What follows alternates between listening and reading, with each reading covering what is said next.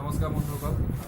বহুত দিন মই ভিডিঅ' অনা নাছিলোঁ আৰু ভিডিঅ' বনাবলৈ মানে অলপ উৎসাহটো কমি গৈছে কাৰণ মোৰ 1000 ছাবস্ক্ৰাইবাৰ আৰু 4000 ৱাটচ টাইম হোৱা নাই। আশা কৰিছোঁ আপোনালোকে মৰম দেখুৱাব বুলি। আৰু আজি মই আহিছোঁ আপোনালোকৰ এটা ইণ্টাৰেষ্টিং Oppo Realme 1 আৰু ফোনটো মোৰ বহুত ভাল লাগিছে আৰু সেইকাৰণে মই আজি ৰিভিউ কৰিবলৈ গৈছোঁ। ৰিভিউ মানে কি, ফোনটো নাই ইমানখিনি পইচা নাই যে বা ইমানখিনি শক্তিও নাই যে ৰিয়েল ওৱানটো কোনোবাই দিব আৰু মই তাক আনবক্সিং কৰিম। মই জাষ্ট কাগজখনত আনিছোঁ দি পেলাই কি আছে তাত কি বস্তু।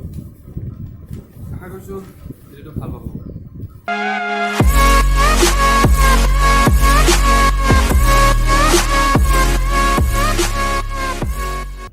আৰু ইয়াৰ প্ৰথমটো হৈছে 6 ইঞ্চ ফুল HD প্লাছ স্ক্ৰীণ, 6 ইঞ্চ ফুল HD প্লাছ স্ক্ৰীণ। তাৰপিছত মিডিয়াটেক Helio P60 প্ৰচেছৰ, বহুত ভাল প্ৰচেছৰ, মানে পাৱাৰফুল প্ৰচেছৰ হয়।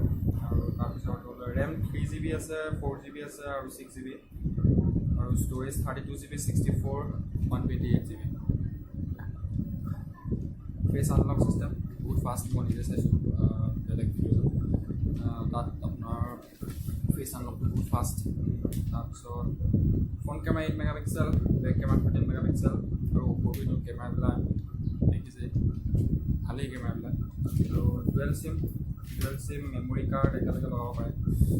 তাৰপিছত ভালেই, এইটো বস্তু ভালেই, কাৰণ কিছুমান MI বা বেলেগ মোবাইলত আপোনাৰ এখন চিম লগালে এখন মেমৰি কাৰ্ড লগাব পাৰে বা দুখন চিম দৰকাৰ নহয়। আৰু ষ্ট'ৰেজটো ভাল, 32GB আছে, 64GB, 128GB আছে।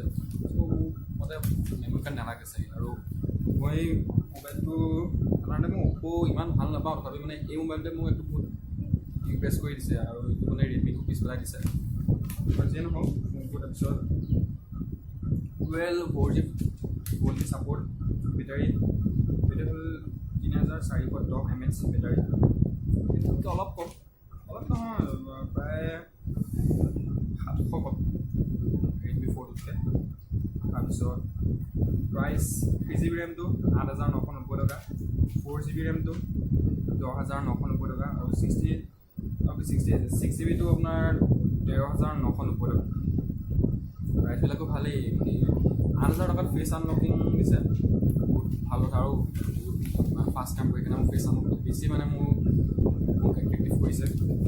তাৰপিছত ফেচ আনলকটো খালি অকণমান দিগদাৰ হ'ব ৰাতিত, কাৰণ ৰাতি আপোনালোকৰ বেছি ফাষ্ট কাম নকৰিব, কাৰণ মুখখন আন্ধাৰ কৰি দিব। সেইকাৰণে চাগে এটা পেটাৰ্ণ লগাব লাগিব। তাৰপিছত এণ্ড্ৰইড অৰিঅ 8.10 বহুত ভাল, কাৰণ এইটো নতুন আপডেট অৰিঅ। তাৰপিছত আৰু আছে আৰু Xiaomi আৰু Samsung পিছ পেলাই দিছে। তাৰপিছত Oppo F7 প্ৰচেছৰ পাইছে ভাল দামত। F7ৰ প্ৰাইচটো নাজানো, কিন্তু Oppo F7ৰ যিহেতু প্ৰচেছৰটো পাইছে সেইকাৰণে অভিয়াছলি ভালেই হ'ব, কাৰণ Oppo F7টোৰ দাম আছে। আৰু ইয়াৰ প্ৰচেছৰটো হ'ল MediaTek Helio P60, powerful processor. তাৰপিছত মাত্ৰ আমাজনত পাব আৰু ক'তো নাপায়, আমাজনত এতিয়া উপলব্ধ। আৰু মোবাইলটো ৰিলিজ কৰা আজি 15 দিনমান হ'ল, তথাপি মানে কি মই ভিডিঅ'টো বোলো কেনেকৈ বনাওঁ ইমানখিনি মনত ৰখাটো দিগদাৰ, সেইকাৰণে মই লিখি আনিবলগীয়া আছে। আৰু যিয়ে নহওক মই কিছুমান ভাল মোবাইল আনিবলৈ লিখি আনিম। আশা কৰিছোঁ আপোনালোকে ভাল পাব।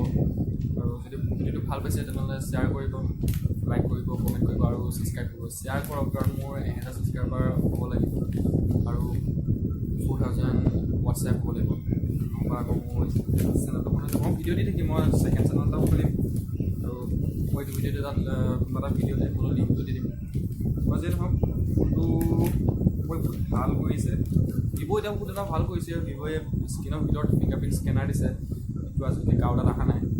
আৰু তেনেকৈ এইবাৰ Oppoই দিছে, বহুত ভাল দামত এটা ভাল কোৱালিটিৰ বস্তু পাইছে। সাধাৰণতে মই Oppo মোবাইল ইমান ভাল নাপাওঁ, তথাপিও এইটো মোবাইলে মানে মোক দিছে, আকৰ্ষিত কৰিছে, আৰু সেইকাৰণে মই ভাল পাইছোঁ মোবাইলটো। সেইকাৰণে আজি মোবাইল হিচাপে এইটোৱে ফাৰ্ষ্ট ৰিভিউ কৰিছোঁ। ৰিভিউ মানে কি, মই জাষ্ট কথাখিনি কৈছোঁ। আশা কৰিছোঁ ভিডিঅ'টো ভাল পাব, আৰু যদি ভাল পাইছে লাইক, কমেণ্ট, শ্বেয়াৰ আৰু ছাবস্ক্ৰাইব কৰিব।